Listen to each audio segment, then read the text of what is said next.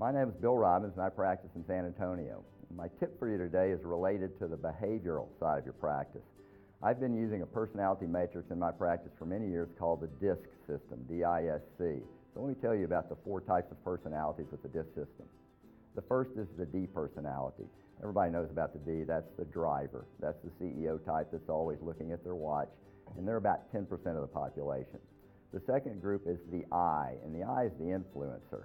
And the influencer is the big talker, the one that cares about they look, the gregarious type of personality. There's about 20% in the I category. The third category is the S category, and that's the steady person. And they're the ones that make the world go round. They're the normal people that are thoughtful and appreciate the information you're giving them and sometimes takes time to make a decision. Those are about 50% of the population. If you're not sure about what a person is, then you should default them to the S category because that's half of the world. And the final group is the C, or the cautious. And those are the people that really like a lot of details. Those are the engineers and the mathematicians. And they're the ones that are always second-guessing themselves and second-guessing you. Those are about 20% of the population also. So how am I going to use the DiSC system in my practice? Well, I use it in a couple of ways. First of all, in choosing staff members to complement my weaknesses. I tend to be an I, and so if I have an I dental assistant with me, then there's a tendency for us to talk too much and perhaps run behind.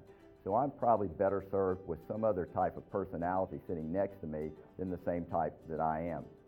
The other way that I use the personality matrix in my practice is in case presentation, because each different personality style requires a different type of case presentation. So for instance, if I have a driver, they don't want a bunch of details. They don't want to see diagnostic wax-ups. They just want to know what the information is. They want to get out of the office and they want to get started. So the only way to mess up a driver presentation is to talk too much, give them too much information. The C personality is just the opposite. They want all the details. They want to see the photographs, the radiographs, the diagnostic wax-up. They want to know how the articulator works. So you have to spend much more time with a C, and commonly you can't even get a presentation done in one session with a C.